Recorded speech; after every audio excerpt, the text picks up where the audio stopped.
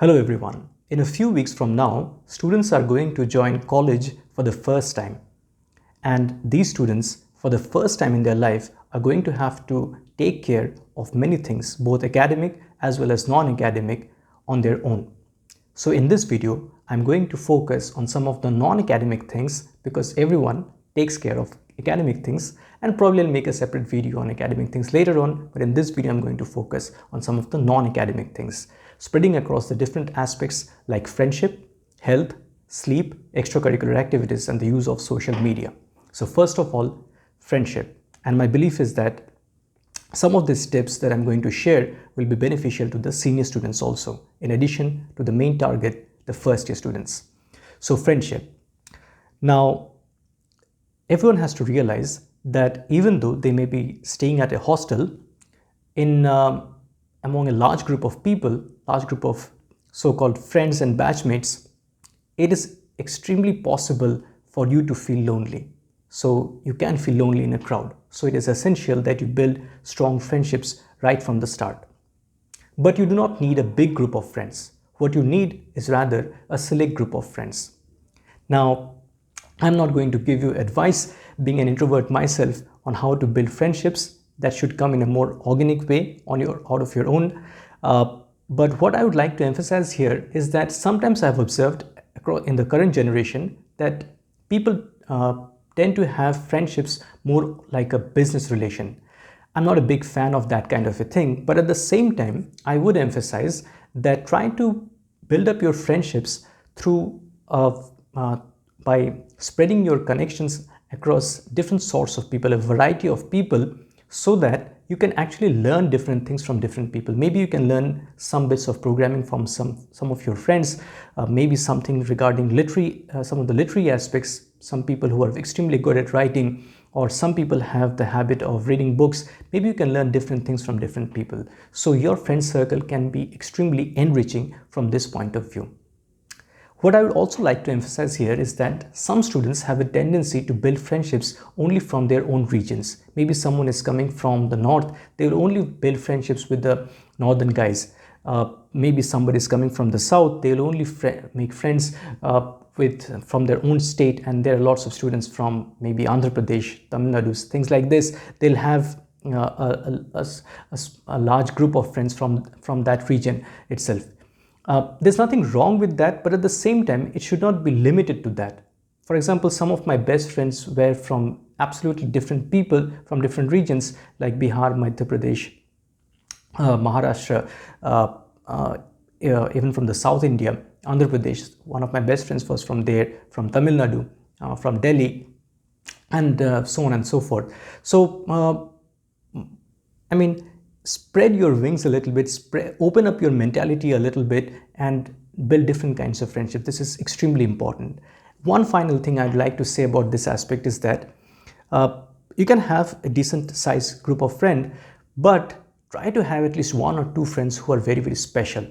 Okay, super best friends. Why I'm saying that is that these should be the kind of friends who will answer your call in the middle of the night. For example, when I was an undergraduate student, once what happened was that I had some health problem and I was not able to get up from bed right in the early morning. And remember, this was in the middle of winter. I was just staying here for some project work, and I just called one of my friends, and without asking a single question, okay, he came from another hostel.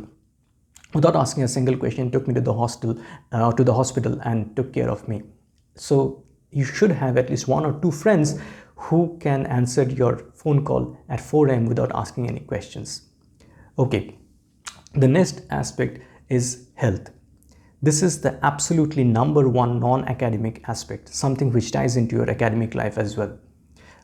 You sometimes, when you are in the pink of your health in your late teens and early 20s, you take your health for granted, but you realize the importance of health only when it is lost. So take extremely good care of your health. Now, I'm the health expert and I know the dangers of giving advice regarding health on social media, but what I'm going to say is from my personal experience, and there is no harm in saying that, I believe. So I believe for at least a decent amount, a decent level of good health, what you need to take care is what you put inside your body and what you do with your body. So basically the food that you take and the exercise that you get. Now, sometimes in the hustle and bustle of college life, especially in your first year, when you're just trying to find your feet in a new campus life, is difficult to, to get into some traditionally good habits. So what I would say here is that hostel life gives you a nice opportunity of providing regular meals at regular hours.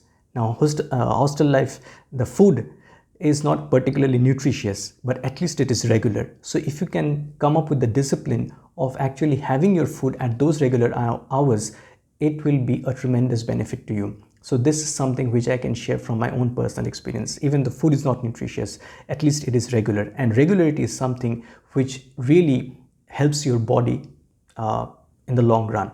So even if you go to, go to sleep maybe at some unearthly hour, but still, if there is some regularity in it, your body adjusts and then it is in a relatively good situation. Similarly for exercise, you may not find the time to do proper exercise that should be done, but see, most of the campus lives, the mode of transportation is cycle. So you have to cycle a lot. Now, when you have to go from your hostel to your classes, you have to cycle. When you have to go to the shop, you have to cycle. So if you just stick to the discipline of going to class every day, that automatically by default gives you some good exercise. So that was, like, from my personal experience, that was the only exercise that I gave my own body, cycling. And that actually stood me in good stead. So try that. The next thing is sleep, which is directly tied to your health. Now, this is an often disregarded aspect of your life, of your hostel life, of your college life. Sleep is extremely important. This is something which I realized a bit later, actually. Now, when you are in your first year and you hear many different sorts of stories from your seniors and whatnot and your friends, you'll find that many of them brag that they can pull all-nighters. How many all-nighters they can pull? All-nighters means they stay awake the whole night. Try to understand one thing. This all-nighter, a real all-nighter, is one where you stay awake the whole night and then you are still functional the next day. A real all-nighter does not mean that you stay awake the whole night and then the next day, for most of the day, you are sleeping. That is not an all-nighter. That is just shift of origin of your starting time of sleep. So if someone is bragging like that, ask him what exactly he means by an all-nighter. But I would say that in the hustle and bustle, in the extremely competitive environment of hostel life, of college life, it may once in a while be necessary to pull an all-nighter. So your health should be at such a level that you can actually pull an all-nighter. It's a good, skill, so to say, so for want of a better word, I'd say this, it's a good skill to have, but at the same time, try to plan your activities in such a fashion that you don't need to pull an all-nighter in the first place. So have the ability to pull an all-nighter, but avoid it. Okay. There is another aspect regarding sleep. This I had read a long time ago in some kind of a science magazine, that our sleep happens in cycles of 90 minutes. So I would suggest you to not just take my word for it, read up on it on your own. So what I did, especially in my third year, fourth year, fifth year, was that after I came to know about this, was that I tried to plan my sleep in such a way that at least it was in multiples of 90 minutes so that my sleep cycle would be complete.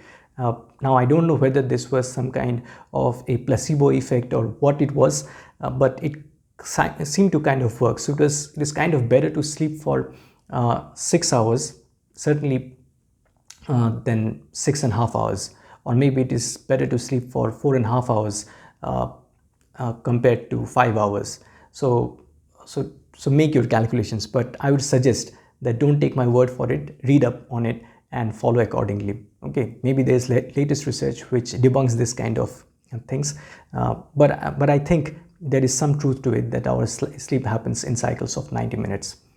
Next, extracurricular activities. So as the name suggests, these are extra, okay, extra or addition to your curricular activities. So these are always secondary in importance. Your main thing, your primary importance is the curricular activities, your academic things. This is something which many people, this is a priority which many people do not get straight. And sometimes they get some misleading or wrong advice from their seniors also. So this should not happen. Your primary activity is academic. Only after you have finished this to a good, decent level, only after that go into the extracurricular things. At the same time, I would say that in order to have a well-rounded life, hostel life, college life, a proper all-rounded experience, you need to be engaged in some sort of an activity which does not fetch you marks. So please mark my words carefully, that which does not fetch you marks. At least one activity, do something like that. So maybe it can be related to sports, maybe it can be related to some kind of literary activity, maybe it can be related to singing or dancing or dramatics, anything, but something which does not fetch you marks. This will give you an all-round development. But remember that this is extra or additional to your curricular activities. So many students fall into the trap of getting involved in too many activities, much more they can actually handle, and then their academics suffer. This should not actually happen.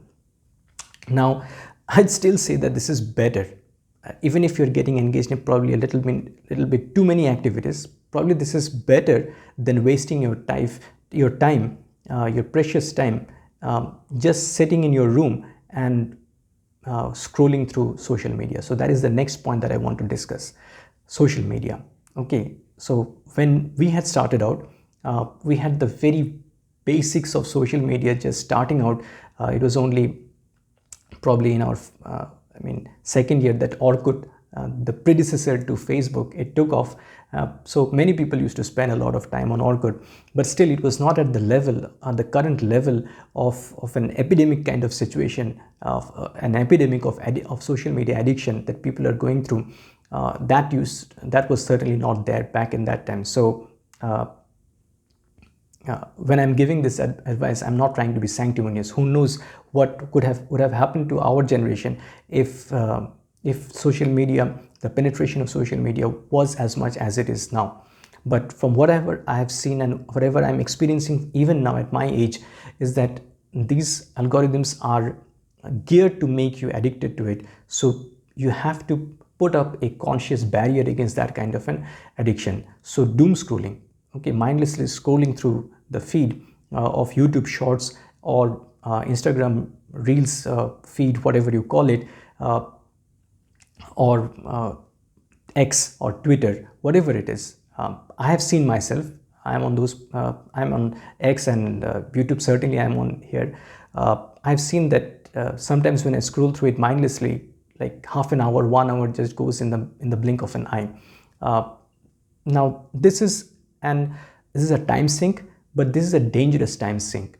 What I mean by dangerous is that on the one hand, your time goes away, but at the same time, after the time has gone away also, it leaves you with a state of mind which is extremely frazzled and fragmented, and which leaves you incapable of doing any kind of productive or creative work. So this has actually happened to me also. When I mindlessly scroll through the YouTube Shorts, sometimes it has happened that I find myself incapable of doing anything useful after that. So there is a tremendous amount of painful recovery time also for my mind.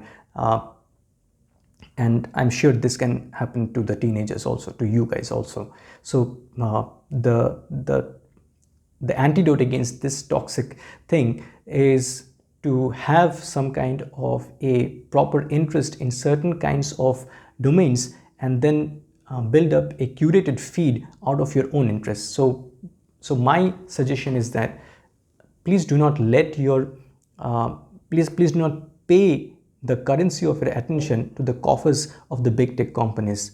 Rather, utilize the social media feeds. There is tremendous benefit to these things, archival footage, documentaries, and many other beneficial things, how to things to learn. So make a curated feed of these and try to get some benefit out of the social media rather than being a slave to it. So make it something like your assistant or or a good friend rather than being a slave to it. So these are some of the things which I wanted to discuss about. There are, I mean, dozens and dozens of other things which very nuanced things which I have not talked about. So if you are really interested, let me know in the comments what more you would want me to discuss, and probably I'll discuss that, and maybe in a future video I'll talk about some of the important academic things also. So with that note, I wish you all the very best as you start your journey of college life and hostel life. So thank you, all the very best.